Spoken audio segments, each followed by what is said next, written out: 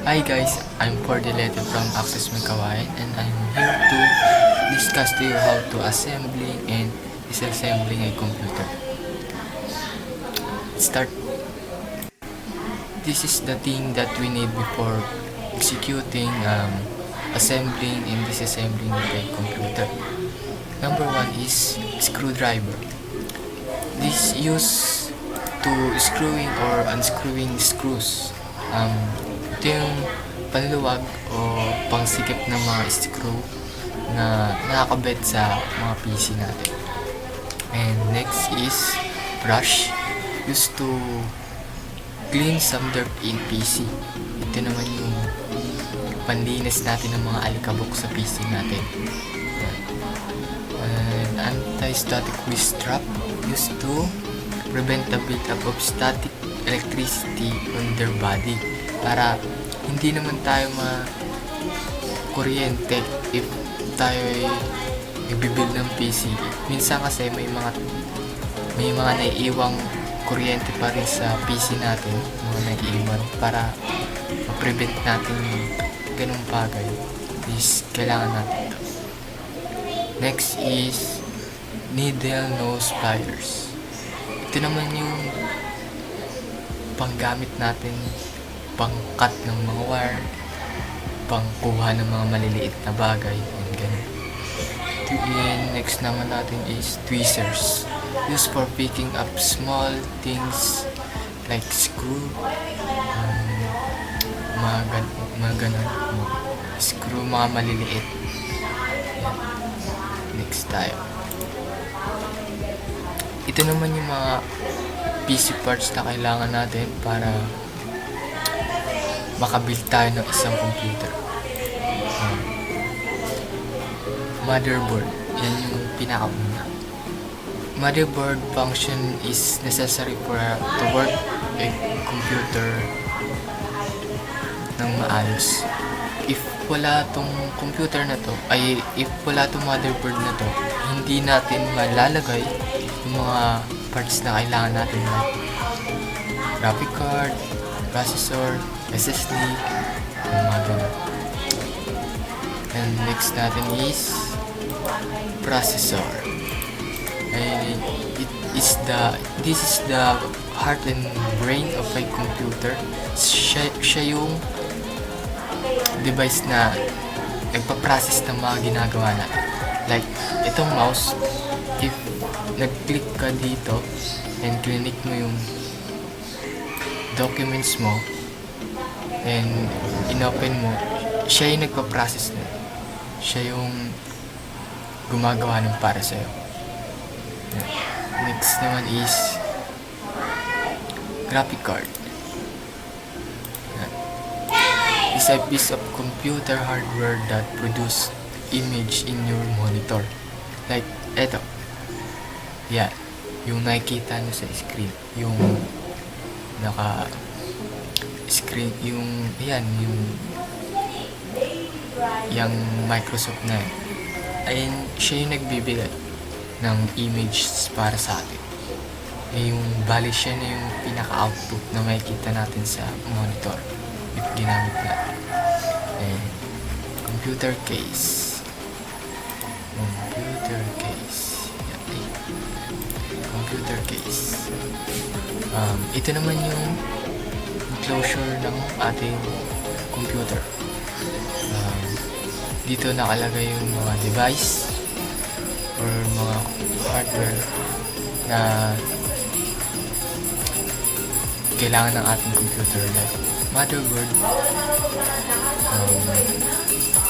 power supply, system fan, mga ganun. Diyan siya nakakabit o nakalagay. If pag wala kasi ito, tas nakalapag lang kung saan yung mga parts ng PC mo, is madali siyang madudumihan, mababasa.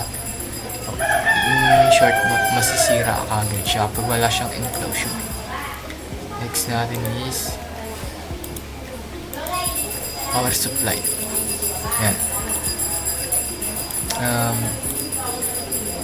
Ito yung bagay na dapat hindi natin tinitipid pagdating sa pagbibuild ng computer. Kasi if tinipid mo yung sarili mo pagdating sa power supply, maaaring masira kagad yung buong PC mo. Biglang sasabog na lang yan ng biglaan na hindi mo alam. Siya kasi yung pe-prevent sa short circuit, mga ganun. Binibigay niya yung electricity na tamang amount lang para sa computer mo. Yan, ganun. Siya yung nagbibigay niya. If wala yan, sasabog talaga yung computer mo, mag-overload, mga ganun. And next is RAM. Ito eh, yung RAM is primary storage ng computer yan. Ang second storage is yung SSD, HDD, mga storage natin for documents mo. Yung RAM is ayun yung device na makakapag-run ng mga application natin sa computer. Yeah. CPU pan ay pan on top of a computer processor. Ayun yung pan na nakalagay lagi sa tapat ng processor. Ayun yung may maintain ng lamig sa processor natin. If wala yung bagay na yun, baka sobrang init ng processor mo is pwede ka na magluto ng itlog. Ganun siya kabilis uminit. Kaya kailangan natin yung bagay na yun para hindi mabilis uminit yung natin, processor. Next is storage device. Storage device, a piece of computer equipment on which information can be stored. Dito naman natin nilalagay yung mga documents natin. Dito natin ini-stock, like yung mga Microsoft Office natin, yung mga importante natin files. Diyan nakalagay yan, diyan na i-imbak yan. Yan. Next natin is monitor. Yan. Yung monitor, siya yung nagbibigay ng output sa isang computer. Diba, yung kanina is yung graphic card. Nakakonect lagi yung monitor sa graphic card niyo. Kapag nakakonect yan, tas inopen yung computer niyo, siya yung magbibigay ng image or ng output sa computer. And next natin is input devices. Ito naman yung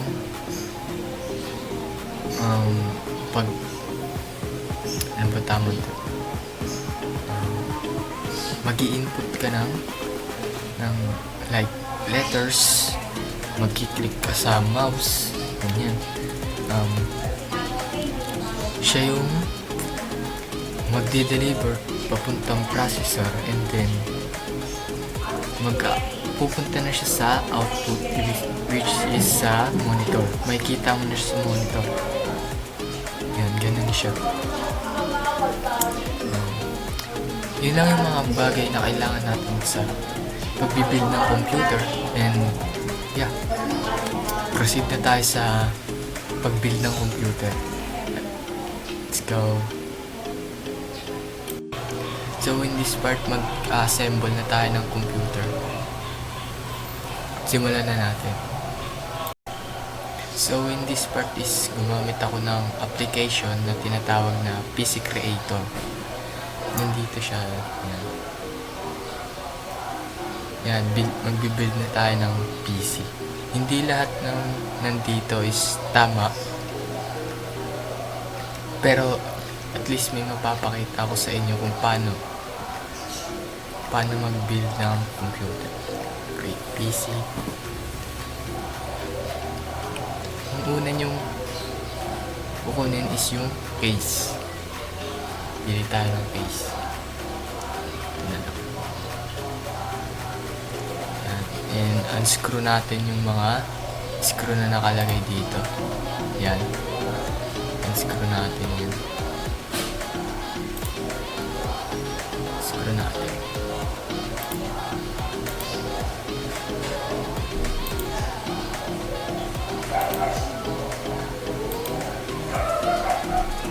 Ang galing. And una yung ilalagay is yung motherboard o kaya yung itong power supply. Pero unahin natin yung motherboard. Pag sunod-sunod din na lang natin.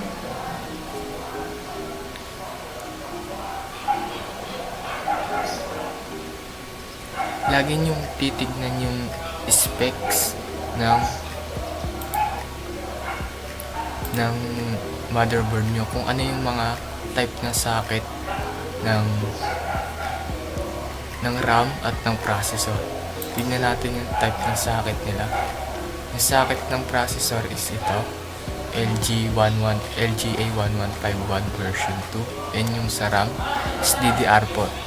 Ibig sabihin nun, ito yung type ng socket na dapat nating hanapin kapag bibili tayo ng RAM at ng processor. Dapat lagi silang tugma. Ngayon ay nalaman na natin kung anong mga socket type nila. Ngayon ay install na natin yung CPU. Unahin natin yung CPU. Ang socket type na motherboard natin is LGA1151 version 2. Hanap tayo ng ganong socket type. LGA2066. Hindi siya tuma.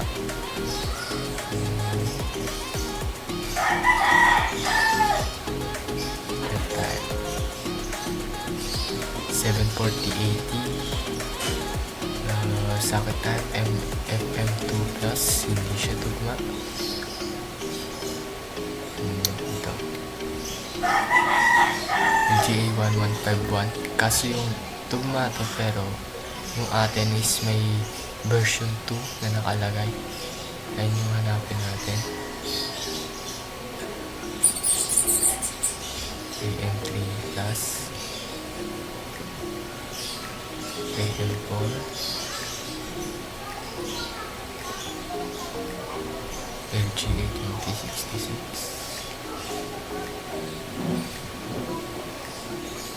Ito, LGA1151 version 2. Ito yung tugma para sa atin. Tsaka malakas din siya. 500 CPU. Yan. Yung specs niya.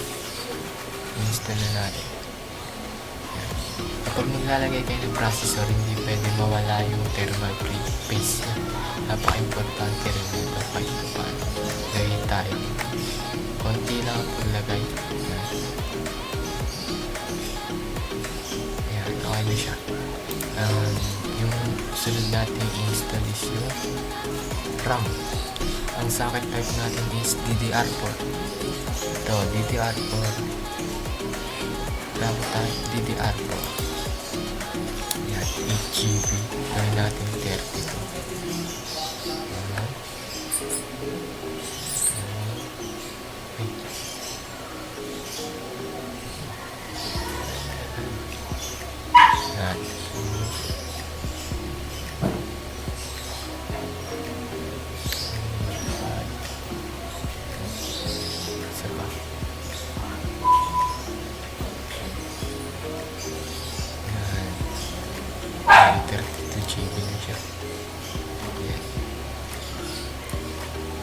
Apat yung RAM natin, 8GB per isa, bali 32GB siya.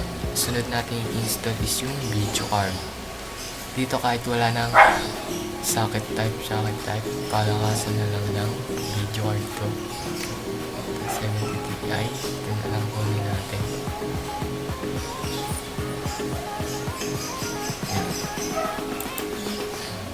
Sunod natin, HDD or SSD.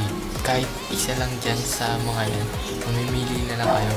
Pero ang i-recommend ko is SSD na lang. Mas mabilis siya kumpara sa HDD. SSD ang bilhin. 1 terabyte. Ito yung nilagay natin. I think hindi dapat siya din nakalagay.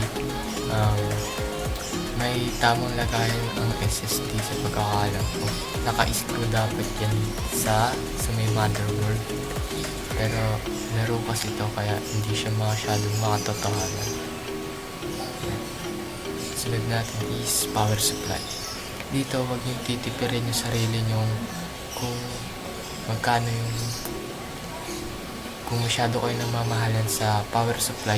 Ito yung napaka-importante part ng computer para hindi sumabog yung computer niya. Ang minimum ng watts dapat dito is 450 ata to 500. So yung power nito is 1000, kaya okay siya. Sunod natin is yung cooler ng processor natin. May dalawang type ng ng cooler sa processor, yung water cooling at yung fan. Mamimili na lang kayo sa dalawa na. Pang pagpormahan is mag water cooling kung gusto niyo ma-forma yung PC.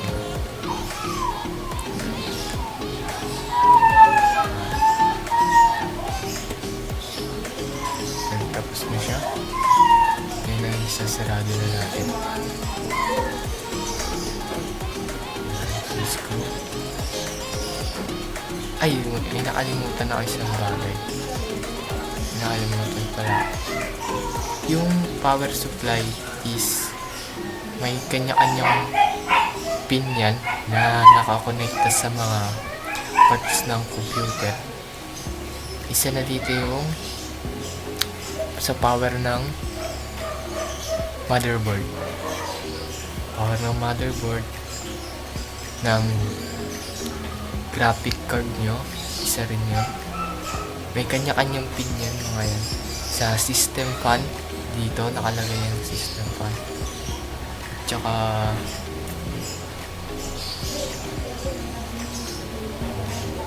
yun lang ang pagkakatanda ko. Pero may mga kanya-kanyang part sila na nakakonekta palagi yan sa power supply.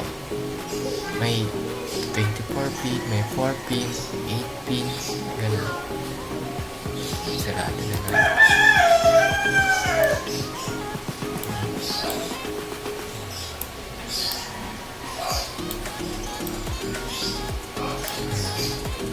Ayun na siya, ay tapos na yan.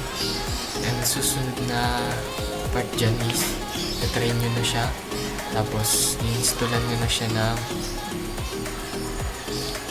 operating system, which is Windows.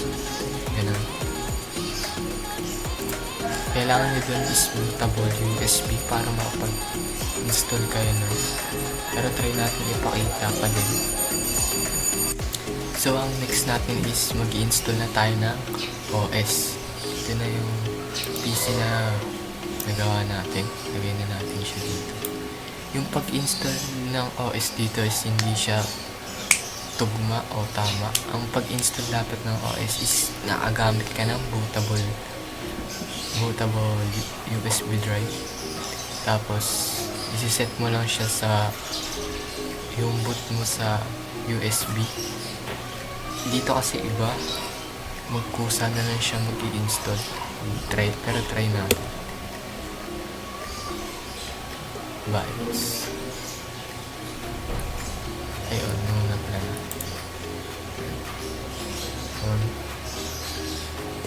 BIOS.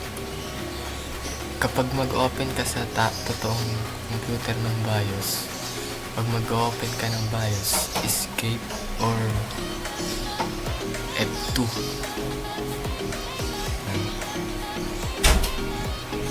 Ito, install other OS. Windows 10 home. Piliin natin yung professional. Windows Pro. Violet wala ito. Saan yun? Ito, Windows 10 Pro. Select natin. Yan, mag-i-install na siya. Windows 10. Install. Yan, wait na lang natin. I-install na siya. Hindi siya tugma. At least may mapapakita ako sa inyo.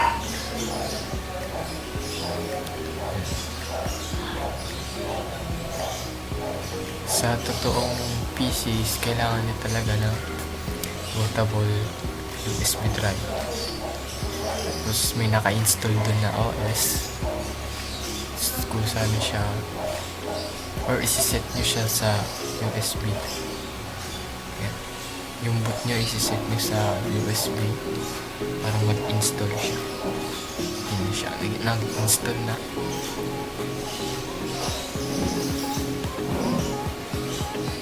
Wait lang natin.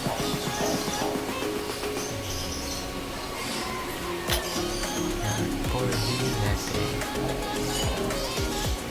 Pag na-install nyo na yung OS nyo, una nyo i-install. Ang next nyo i-install is yung driver pack. Ayun yung para sa mga drivers ng computers nyo, para mag-run sila ng maayos o magtrabaho sila ng maayos. Yan, install natin driver pack. Yan. Install program. Install na natin, open natin siya, search drive, i-install na siya ng kanya-kanya ng drive. And install na siya. Sunod natin is ang sunod niya is yung antivirus.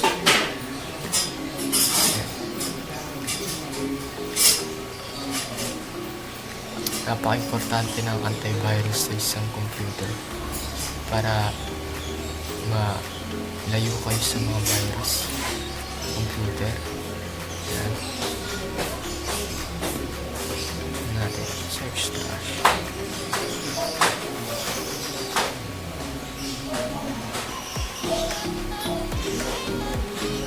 Clear na. Yan.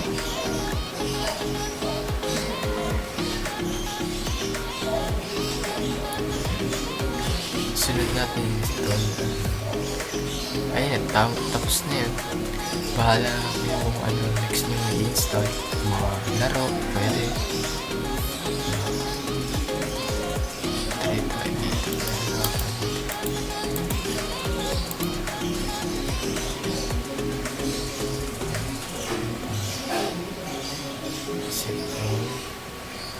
Install tayo ng laro. GTA 5. Tayo GTA 5.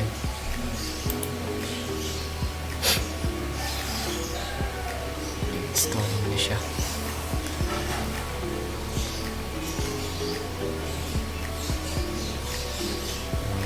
Sunod natin tayo na Fortnite, diba? Install tayo ng Fortnite. Install tayo. Alam ko meron dito Valorant. Try natin install ang Valorant. CSGO. Valorant na lang. Valorant. Minecraft. PUBG. YouTube. Dota 1. Ay, Dota 2. Ito, Valorant. Ayan. Install natin yung Valorant. Hindi ko alam kung pwede siya laruin.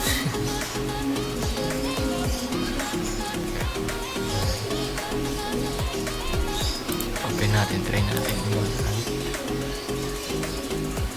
Pwede. Hindi siya pwede. Ganyan na lang siya.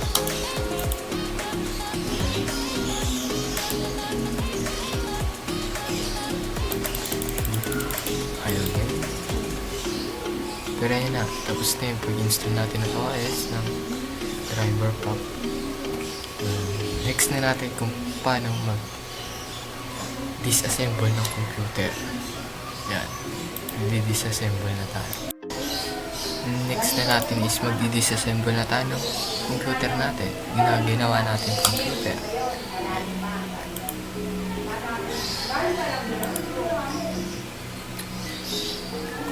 Una, tanggalin natin yung mga screw ng case natin.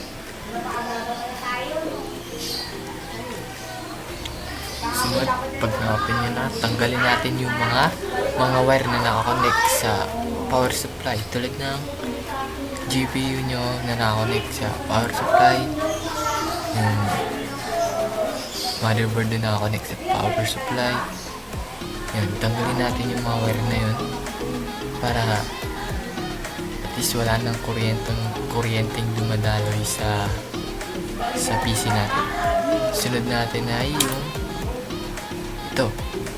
yung power supply natin. Pag natanggal nyo na yung mga wire, yan, ayun ang unahin natin. Pero sa totoong PC is una niyang tatanggalin yung CPU, ay yung mga wire niya muna talaga, yung mga wire muna talaga na nakakonect sa power supply, mga wire. Tapos unahin na sunod natin is yung GPU, tapos yung processor pan. Ayun yung mga unahin natin para matanggal na natin yung motherboard. Pero dito kasi sa simulator, iba yung pagkakasunod. Pag tinanggal mo yung motherboard, tanggal na lahat yan. Ganun siya. Is, inuna natin yung power supply para wala namang kuryenteng dumaloy. Sunod na natin is yung GPU, graphic card natin. Sunod yung processor pan. Processor pan na sunod. Yan. Sunod, natanggal na natin yan. Mga yan. Pwede na natin tanggalin yung motherboard natin. May mga screw yung motherboard. Mga dito sa gitna meron yan. Ayun yung una natin tatanggalin. Tapos, tanggalin na natin yung motherboard. Tapos, lapag natin sa isang lamesa, sa tuyo na lamesa. Tapos may sapin para hindi siya magkasgasan o masira.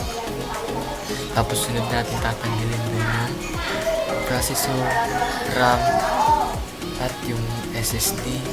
Mga ganun. Yung una natin tatanggalin. Pero dito, hindi natin siya matatanggal yung motherboard natin, kasi pag tinanggal natin siya dito is matatanggal na lahat. Ito, remove natin ito. Yan, yung RAM. Remove natin.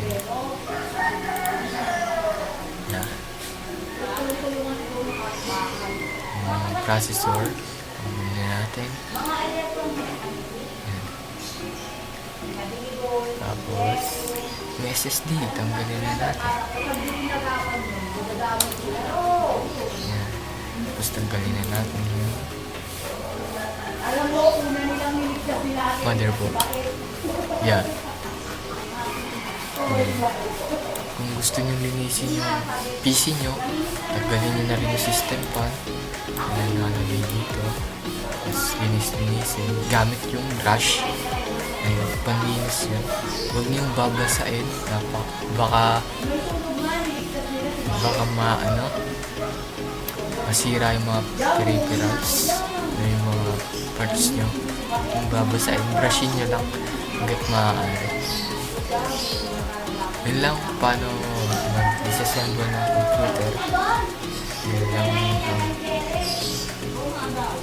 aking matuturo. That's our tutorial for today on how to assemble and disassemble a fake computer. Sana may natutunan kayo sa mga naituro ko kahit papaan. Yun lang, maraming salamat. Peace.